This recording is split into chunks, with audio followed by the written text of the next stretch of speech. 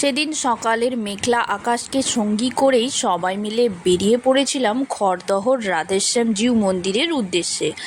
পথে পড়েছিল বালি ব্রিজ, আর সেখান থেকেই দর্শন করে নিলাম দক্ষিণেশ্বরে মা কালীর মন্দির। নমস্কার বন্ধুরা, মিষ্টির ঘরকন্যায় সকলকে স্বাগত।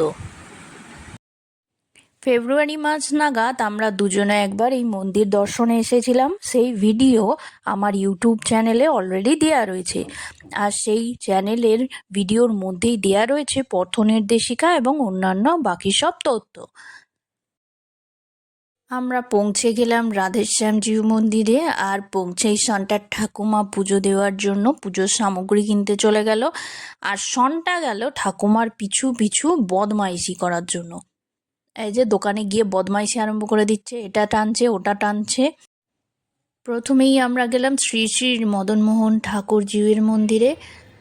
এখানেও সনটা বদমাইশি আরম্ভ করে দিয়েছে, এদিকে ওদিকে সেদিকে দৌড়াদৌড়ি করছে। এর আগের বার যখন এসেছিলাম তখন এই রাধেশ্যাম মন্দিরে উৎসব চলছিল, তো সেই ভিডিও আমার ফেব্রুয়ারি মাসের দেওয়া রয়েছে 29 ফেব্রুয়ারি। সেই ভিডিওর মধ্যে সমস্ত কিছু ডিটেলসে দেয়া রয়েছে। এখানে সনটা প্রণাম করে নিল, প্রণাম করতে গিয়ে ঠক করে একটা মাথা ঢুকে গেল। চলো, এরপর আমরা বেরিয়ে পড়লাম সামনের দিকে মূল মন্দিরের উদ্দেশ্যে। মন্দিরে পৌঁছানোর পরে সন্টার ঠাকুমা পুজো দিয়ে সেই পুজোর প্রসাদ সবাইকে অল্প অল্প করে দিতে আরম্ভ করলো, যেসব দর্শনার্থীরা এসেছিল। আর আমরা এখানে আটচালায় বসে রইলাম। এখানে ঠাকুরের ছবি তোলা নিষেধ, তবে হ্যাঁ, আগের বারে যখন এসেছিলাম অনুষ্ঠান চলছিল, তো ঠাকুরের ছবি তোলার অনুমতি ছিল। সেই ভিডিও আমার আছে ইউটিউব চ্যানেলে। আর এরপর আমরা বসে গেলাম টিফিন করতে, লুচি আর তার সাথে ঘুগনি। টিফিন করে আমরা টোটো ভাড়া করে পৌঁছে গেলাম অন্নপূর্ণা মায়ের মন্দির ব্যারাকপুরে। আমরা এখানে আজকে ভোগ খাবো না, কারণ আগের বারে এখানে ভোগ খেয়েছিলাম। আর এই মন্দিরেরও বিস্তারিত তথ্য দেওয়া রয়েছে ফেব্রুয়ারি মাসের ভিডিওতে। অন্নপূর্ণা মায়ের পুজো দিয়ে দর্শন করে আমরা বেরিয়ে পড়লাম, আবার পৌঁছে গেলাম রাধেশ্যাম জিউ মন্দিরে।